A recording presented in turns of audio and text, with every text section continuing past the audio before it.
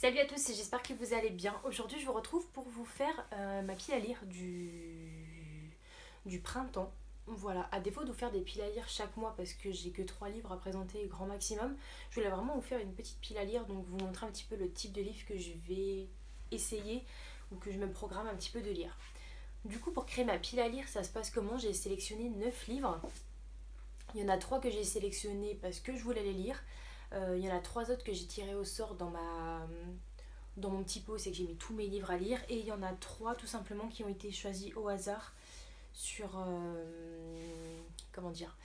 Vu que ma bibliothèque est répartie par couleur, j'ai mis au hasard, en fin de compte, non j'ai pas mis au hasard, j'ai mis en aléatoire toutes les couleurs de ma bibliothèque. Je suis tombée par exemple sur vert et j'ai pioché un livre en vert du coup que je voulais lire quand même. Donc c'est un petit peu comme si j'en choisissais aussi, mais c'est un petit peu plus spécifique au niveau des couleurs.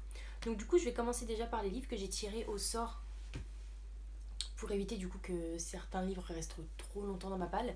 Donc le premier, il s'agit de La Légende des Quatre, donc Le Clan des Loups par Cassandra O'Donnell. Je vous l'ai présenté il n'y a pas très longtemps je crois, parce que je l'avais eu dans une commande France Loisirs et je suis tombée là-dessus, donc c'est cool, je vais pouvoir le lire parce que j'en entends tellement parler et je crois que la saga en elle-même est complète, donc ça va me permettre tout simplement de la terminer. Enfin de la terminer. De la commencer déjà et par la suite la terminer si ça me plaît. Ensuite, je suis tombée, alors je crois que c'est un peu comme une romance double jeu de Judy Blundell aux éditions Albin Michel.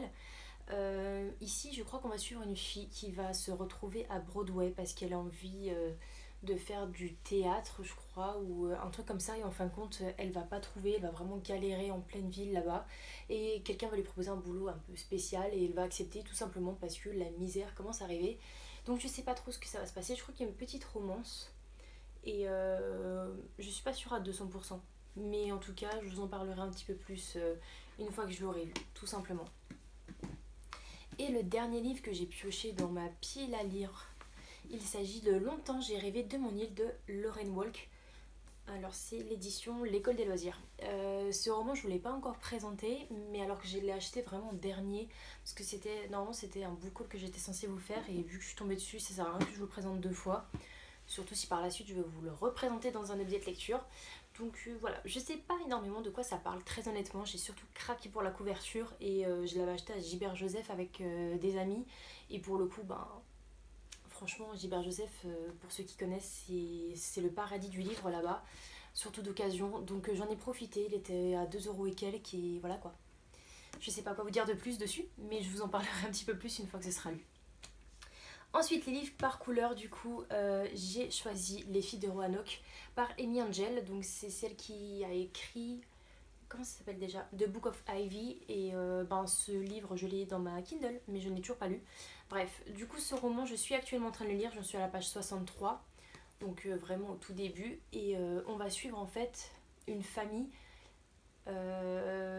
Spécifiquement des filles d'une famille qui vont disparaître ou mourir. À chaque fois, elles ont des fins tragiques.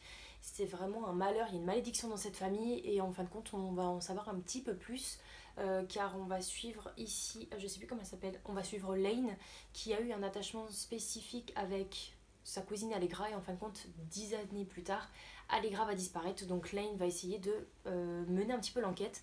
Donc voilà, je suis actuellement en train de le dire, donc je pense que dans mes 3, peut-être 2-3 parce que j'en ai en retard, mais dans mes prochains book hauls, vous allez... book haul, non, dans mes prochains updates lecture, pardon, je pense que vous allez en entendre parler. J'ai également choisi Vox de Christina Dalker, je sais pas comment ça se prononce. Voilà, pareil, je vous l'ai pas encore présenté, mais c'est un livre vraiment tout récent et j'avais acheté en même temps que l'autre livre à Gilbert Joseph. Ici, on va suivre. Alors, je sais pas, nous sommes en quelle année? Mais bon, bref, en gros, les femmes n'ont pas le droit de parler, ou alors très peu. Je crois que c'est limité à un tant de mots par jour. Et si jamais elles dépassent, je sais pas ce qui se passe, je sais plus. Voilà, en fait, elles ont un bracelet au poignet et en fin de compte, ça envoie une décharge électrique à chaque mot prononcé en plus par jour. Et en fin de compte, ça me tentait énormément parce que ça a fait un tabac de ouf, ce livre. Et, et je me dois de le lire. Je voulais pas trop savoir ce dont ça parlait encore plus parce que je trouvais déjà que l'histoire était assez... Bah, elle m'a vraiment happé l'histoire et j'attends de voir un petit peu plus en profondeur ce roman parce que ça a fait un tabac et j'ai vraiment envie de le lire. Donc voilà, c'est pour ça que je l'ai rajouté. Et également, j'ai choisi de lire un roman un petit peu feeling good en vue de la période, parce que, enfin feeling good, oui, en vue de cette période un petit peu de confinement. J'ai choisi du coup Mario de Muraille, donc Sauveur et Fils, le tome 1. Voilà, on va suivre ici un psychologue qui va parler de beaucoup de sujets assez facilement avec ses patients, notamment des patients un petit peu plus jeunes, il me semble. Donc on est sur une tranche enfant-adolescent. Et en fin de compte, voilà. Je crois que c'est assez marrant comme roman. Et d'un côté, ça mène beaucoup de sujets sensibles. Donc je sais pas trop comment ça va se passer pour ce roman. Il est pas très long. Il fait à peine enfin, il fait un petit peu plus de 300 pages, donc ça va. Donc j'attends de voir ce que ça donne. Mais en tout cas, il me donne vraiment envie. Pour les trois que j'ai choisis au hasard, du coup, j'ai décidé de sortir Gilles Le Gardinier, J'ai encore menti aux éditions J'ai lu. C'est un roman qu'on m'avait offert, du coup, je l'avais présenté la dernière fois et je vais le lire parce qu'on on me met la pression pour pouvoir faire un petit update dessus. Donc c'est la raison pour laquelle je l'ai sorti. Bon, après, il me donne aussi envie, hein, sinon je l'aurais pas pris, très honnêtement. Je sais plus vraiment de quoi ça parle, donc je vous parle pas trop du résumé, donc vous en saurez un petit peu plus quand j'aurai lu ce livre. J'ai également sorti Dans chacun de mes mots de Tamara Islandstone aux éditions Hugo Roman, collection Way.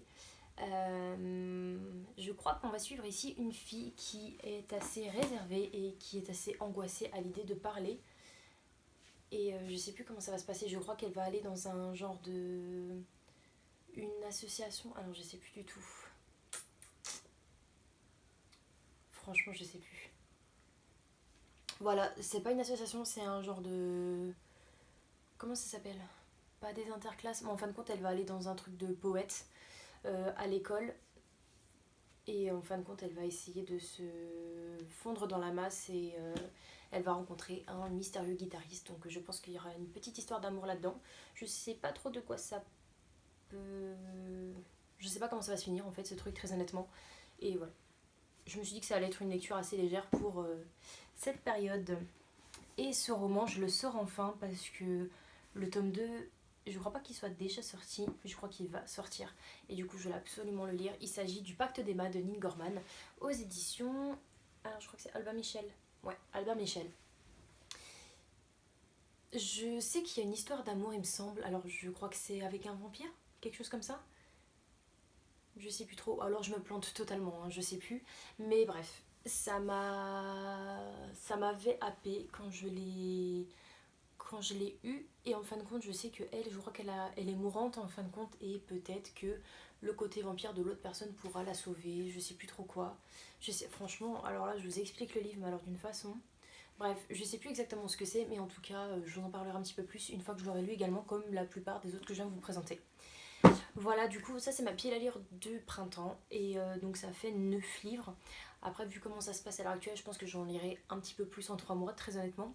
Vu que j'ai lu déjà 8 livres au mois de mars. Ce qui est pas mal pour moi déjà. Donc si ça continue comme ça, je pense que je vais les tous faire au mois d'avril. Et voilà, donc je pourrai en piocher directement dans ma pile à lire.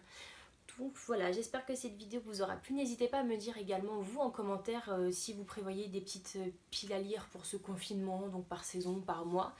Et voilà, je vous souhaite de passer de bonnes lectures et on se dit à très vite pour une nouvelle vidéo. Bye bye!